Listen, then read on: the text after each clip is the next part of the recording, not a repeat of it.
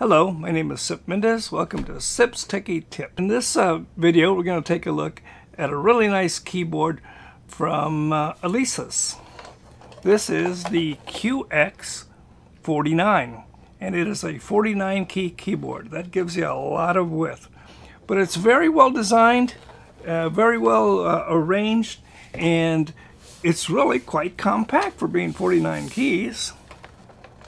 But before we do that, I want to thank everybody who's been watching the videos. I really appreciate it, especially subscribers.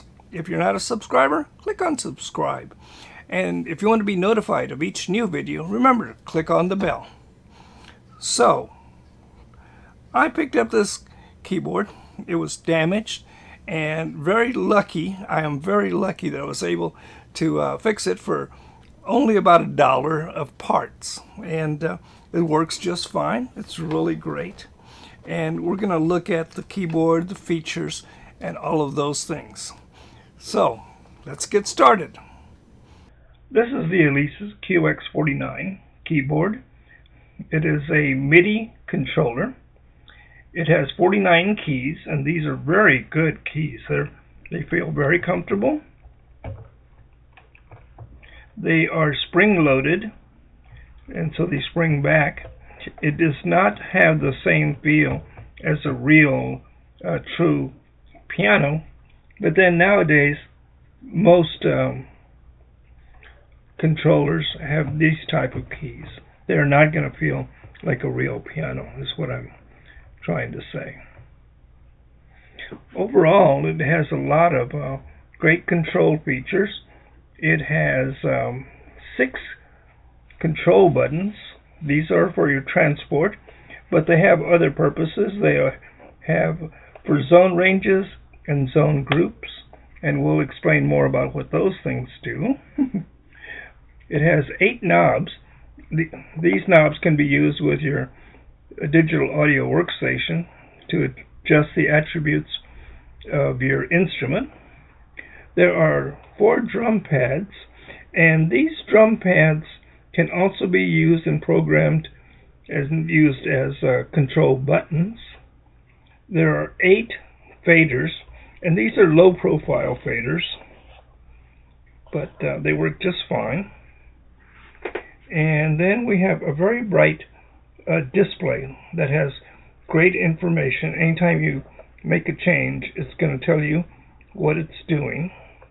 It looks like it says H1, but it can't make a K. It really refers to K1, which is the first knob. If you move a fader, it'll tell you its designation and its value from 0 to 127. These buttons over here are for programming, and it does include your octave up, octave down. You can also use them as for transposing. There is a pitch wheel, or they call it a pitch bend wheel, and they also have a modulation wheel. Now, the pitch bend wheel is spring-loaded, so it always returns to center. The modulation wheel does not. It stays wherever you put it. And again, you can tell that it shows you on the display its value, whether it's 0 or 127. And so that's a quick overview of the keyboard. But I really like the keys. They're nice and springy, and with the right velocity curve, they're very, very useful. This is the back of the unit, and it has quite a few connectors back here. It has one for the sustain pedal. It has 2 for use with MIDI devices, the traditional type of connectors. These are usually called 5-pin DIN connectors. And it has one that is used to communicate with your digital audio workstation on your computer, and the other one is for controlling other devices and synchronization. It has a standard USB connector. This is very similar to the ones that are used on printers, very commonly used on printers. It has a 3-position switch. If you move it to the USB side, then it uses the USB connector for communications and power. If you move it to the power side, it uses the DC 9-volt power supply to power the unit, and you use these two MIDI connectors to communicate with your digital audio workstation and other devices. It's very easy to connect my MIDI controller to my computer. You notice that the display is dark right now because it's not connected and does not have any power. So all I have to do is take my USB connector, plug it into my USB port, and you can see that the panel is now illuminated. So it is connected to the computer and ready. And now we are in Ableton Live, and I'm going to show you how to get it to play. If I press notes right now, I get no sound. That's because MIDIs do not have voices. We have to set up communications to Ableton Live and then pick out an instrument. So the first thing we have to do is go to Options, go down to Preferences, and we have to use this tab here. There are several tabs here, but we're looking at this one here that says Link, Tempo, and MIDI.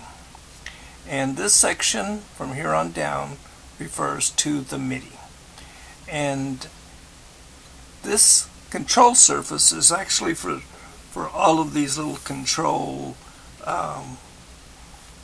knobs and faders. And in this list, the Alesis QX49 is not listed specifically.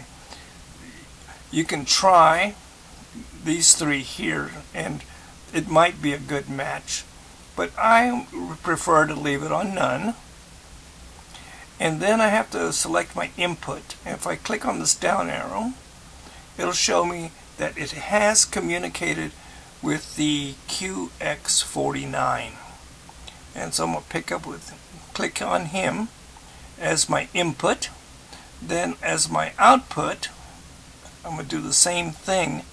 And I can send it back to the MIDI, or I can send it to this Microsoft GS wavetable.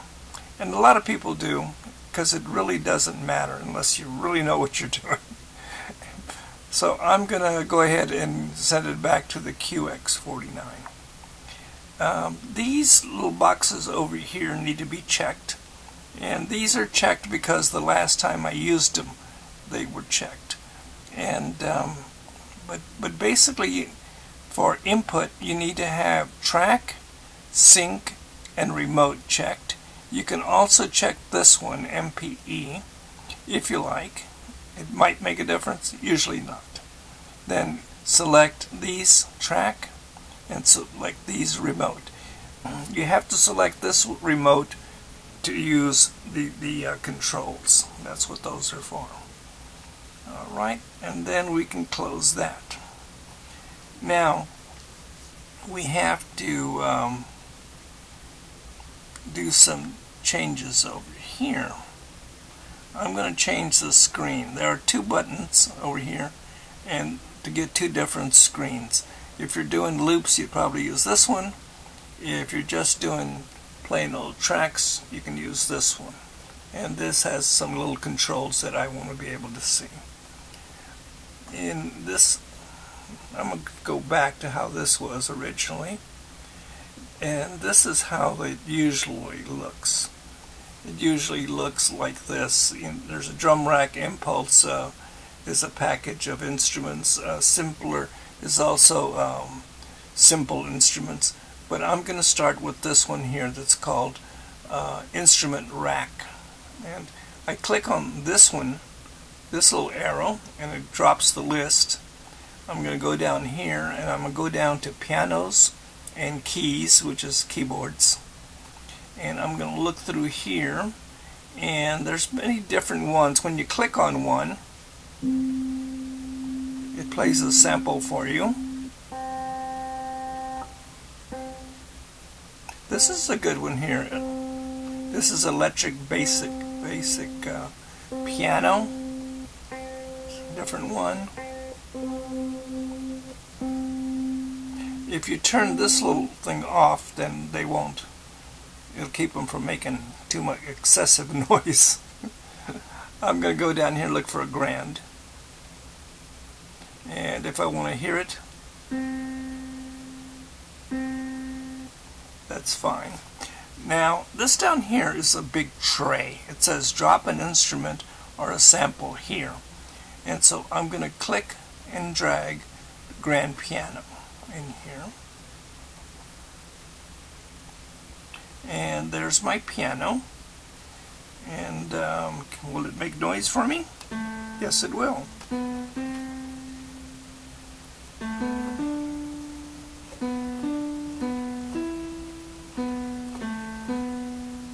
Very good. And that's how you get your instruments and your instrument sounds, because MIDI keyboards do not have voices. They don't have a voice. You have to assign an instrument to it. You can see it over here. That grand piano is here, and that is track 1. Now, right now, regardless of what channel is assigned, he's going to grab any channel that he hears. Alright, so we want to make it more specific. Instead of all instruments, I'm going to drop this list and get the QX49. All channels, I want the channel that this one is playing on. So I drop the list and I hold it and I press buttons, and it tells me that it's sending signals on channel 1, and we can leave it on automatic for now.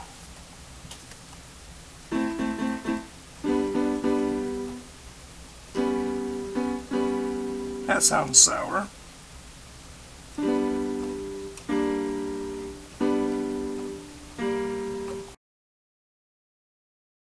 So we're ready to assign our knobs. And in Ableton Live, it's really quite easy. These controls control my piano, what it sounds like. If I change the volume here, by clicking on it and moving down, it makes it louder. If I pull it down, it goes way down. Now, doing it with the mouse is okay, but I would like to use these controls here. And that is very easy. You take your mouse, you click up here where it says MIDI, and you notice that the things on the screen change colors. To assign a knob, all you have to do is click on the attribute you want to set, which is bright, and then move the knob. And you notice the value there and change, but he made an entry up here that says that knob is now controlling the brightness. It'll have a minimum of 0, maximum of 27, and it has a note right here. That okay, so let's do tone. And all we do is move the second knob, and it made the assignment. Go to the third knob, made an assignment,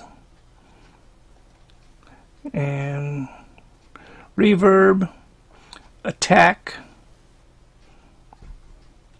and you have to be very careful not to touch anything else,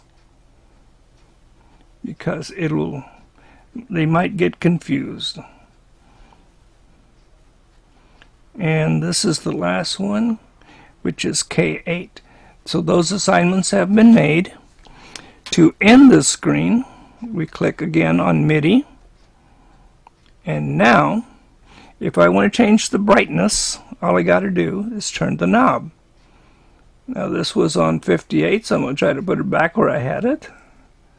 Thereabouts. Okay. If I want to change the volume, here's the volume.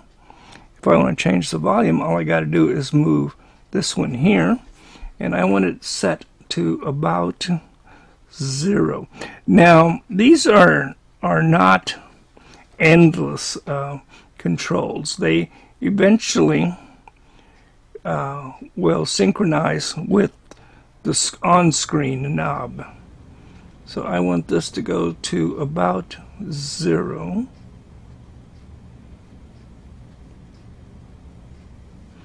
Right there. You can also click on the numbers, and on your keyboard I'm going to press 0 and press enter, and you can also assign them that way. So let's go ahead and listen to it.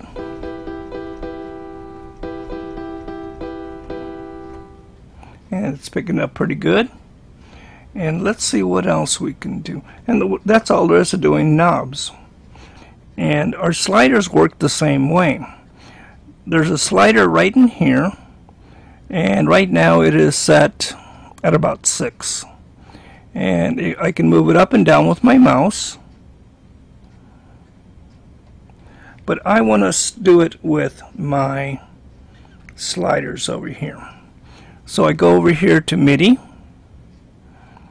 I click on the control on screen. There's the slider. And all I have to do is move the slider a little bit. And you can see that it made an entry, and it made an entry here. Alright. Let's do the second one. We'll move it a little bit. And it made an entry. We're going to do reverb. We're not going to do that. We're going to skip ahead. This is the master. And the master, I always put it on the last slider. And so it made an assignment there. And so then we just click on MIDI, and it's done. If we look right here at our grand piano volume, you can see that it moves up and down when I move the control. If I want to move the master, I can slide him around like that. If I want to move the master, I can slide him around like that.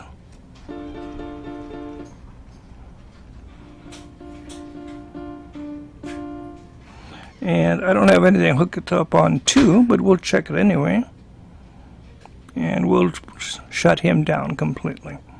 And that's all there is to assigning knobs and sliders, or faders. The last thing you need to do is save your live set.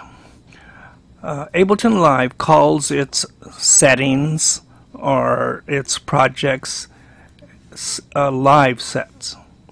So we go up here to File, and I'm going to pick Save Live Set As. And the one I started with, I called it Test, but I'm going to call this one Start.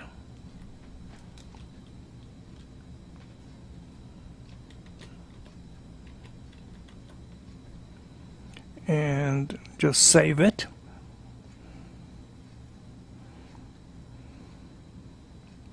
Alright. When you start your next project, you're going to come to Ableton Live, and you're going to do File, Open, Recent, and you're going to open Start. And of course it's going to look exactly like what we have right now. And then you're going to do a File, Save Live Set As, and this is going to be a new project, so I'm just going to call it New, and then I'm going to save it. And that way I have a file to start with, and that has all my settings, all my knobs, all my tracks, and everything is set up. And then I will modify this for whatever musical project I'm working on. Well, that was fun. I hope you learned something. I know I always do. And it's a really very nice keyboard. I like the feel of the keys. I like having all those controls of faders and knobs and transport keys right there, you know, right there, and I don't have to reach for my mouse to make changes. And Ableton Live allows you to do that very quick and easy. So if you're not a subscriber, click on subscribe. And if you want to be notified of each new and upcoming video, remember, click on the bell. So until next time, take care.